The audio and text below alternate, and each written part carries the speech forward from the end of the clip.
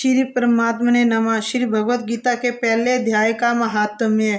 श्री पार्वती जी ने कहा, भगवान आप सब तत्वों के ज्ञाता हैं। आपकी कृपा से मुझे श्री विष्णु संबंधी नाना प्रकार के धर्म सुनने को मिले जो समस्त लोक का उद्धार करने वाले हैं।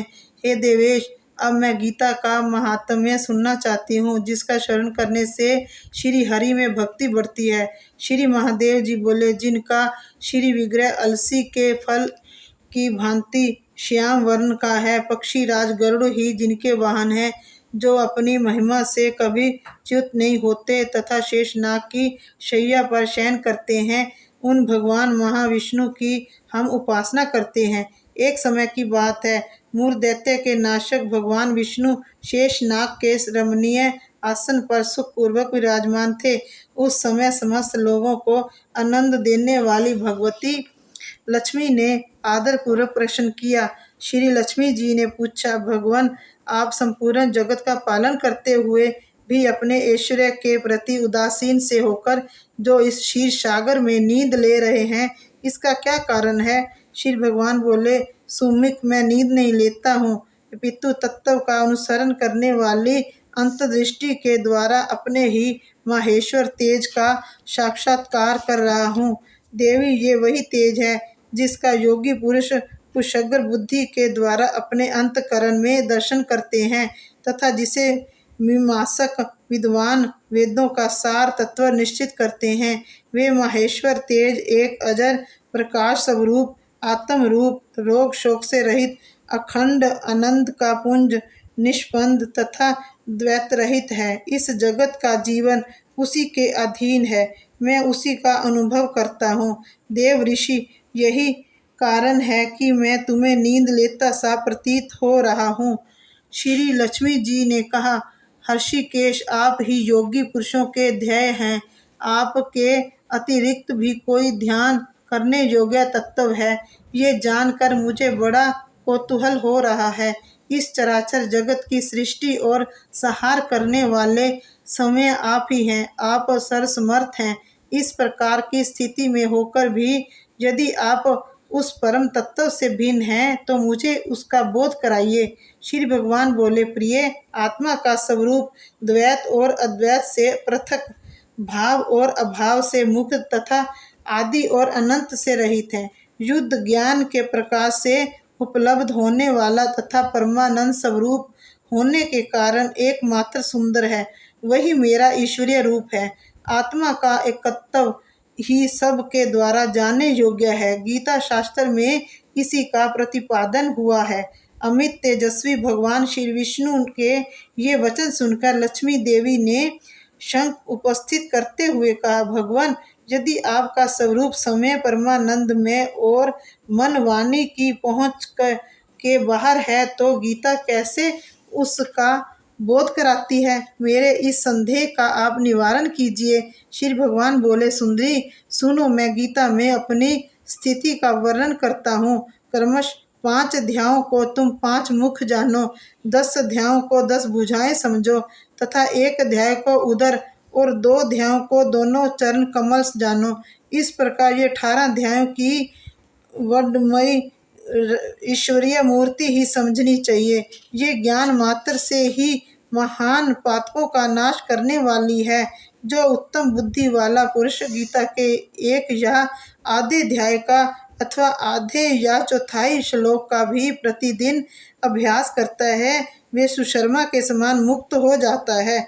श्री लक्ष्मी जी ने पूछा, सुशर्मा कौन था? किस जाति का था? किस कारण से उसकी मुक्ति हुई? श्री भगवान बोले, प्रिय, सुशर्मा बड़ी खोटी बुद्धि का मनुष्य था। पापियों का तो वे शिरोमणि ही था। उसका जन्म वैदिक ज्ञान से शून्य एवं क्रूरता पूर्ण कर्म करने वाले ब्राह्मणों के कुल में हुआ था।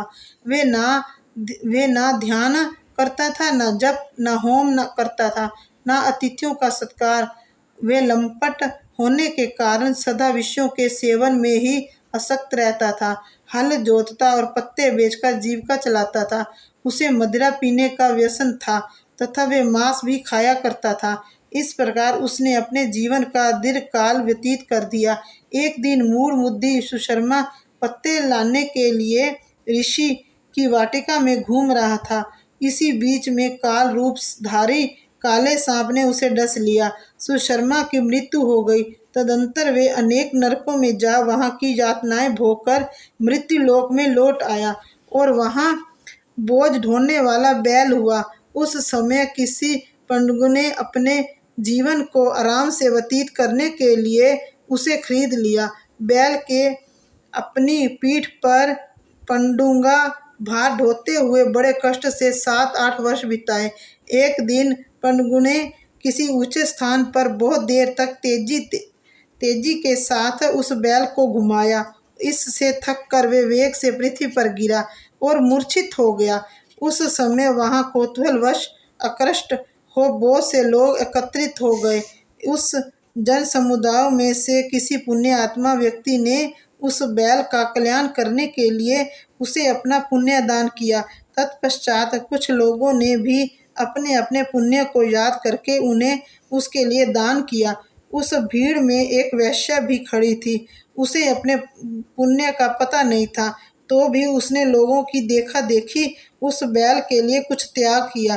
तदंतर यमराज के दूत उस मरे हुए प्राणी को पहले यमपुरी में ले गए। वहां ये विचार कर कि ये वैश्य के दिए हुए पुण्य से पुण्यवान हो गया है, उसे छोड़ दिया गया। फिर वे भूलोक में आकर उत्तम कुल और शील वाले ब्राह्मणों के घर में उत्पन्न हुआ। उस समय भी उसे अपने पूर्व जन्म की बातों का स्मरण बना रहा। बहुत दिनों के बाद अपने ज्ञान को दूर करने वाले कल्याण तत्व का जिज्ञासु होकर वे उस वैश्य के पास गया और उसके दान की बात बतलाते हुए उसने पूछा, तुमने कौन सा पुण्य दान किया था? वैश्य ने उत्तर दिया, वे पिंजरे में बैठा हुआ तोता प्रतिदिन कुछ पढ़ता है, उसमें मेरा अंतकरण पवित्र हो गया, उसी का पुण्य मैंने तुम्हारे लिए दान किया था। इसके बाद उन दोनों ने तोते से पूछा। तब उस तोते ने अपने पूर्व जन्म का स्मरण करके प्राचीन इतिहास कहना आरंभ किया। शुक बोला, पूर्व जन्म में मैं विद्वान होकर भी विद्वता के अभिमान से मोहित रहता था। मेरा राग द्वेष इतना बढ़ गया था कि मैं गुणवान विद्वानों के प्रति भी ईर्ष्या भाव रखने लगा। फिर समय अनुसार मेरी मृत्यु हो गई और मैं अनेकों घृणित लोकों में भटकता फिरा। उसके बाद इस लोक में आया। सद्गुरु की अत्यंत निंदा करने के कारण तोते के कुल में मेरा जन्म हुआ। पापी होने के कारण छोटी अवस्था में ही मेरा माता पिता से वियोग हो गया।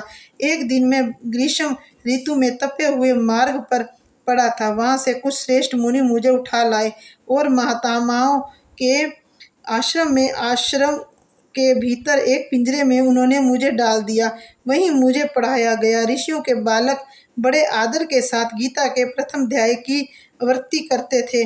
उन्हीं से सुनकर मैं भी बारंबार पाठ करने लगा। इसी बीच में एक चोरी करने वाले बहेलिये ने मुझे वहां से चुरा लिया। तत्पश्चात इस देवी ने मुझे खरीद लिया। यही मेरा वृत्तांत है, जिसे मैंने आप लोगों से बता दिया। पूर्व काल में मैंने इस प्रथम अध्याय का अभ्यास किया था, जिससे मैंने अपने पाप को दूर किया है। फिर उसी में इस वैश्य का भी अंतकरण शुद्ध हुआ है और उसी के पुण्य से ये द्विजश्रेष्ठ सुशर्मा भी पाप मुक्त हुआ है। इस प्रकार परस्पर वार्तालाप और गीता के प्रथम अध्याय के महात्म की प्रशंसा करके वे तीनों निरंतर अपने अपने घर पर गीता का अभ्यास करने लगे। फिर ज्ञान प्राप्त करके वे मुक्त हो गए। इसलिए जो गीता के प्रथम अध्याय को पढ़ता, सुनता तथा अभ्यास करता है, उसे इस भवसागर को पार करने में कोई कठिनाई नहीं होती। जय श्री कृष्ण।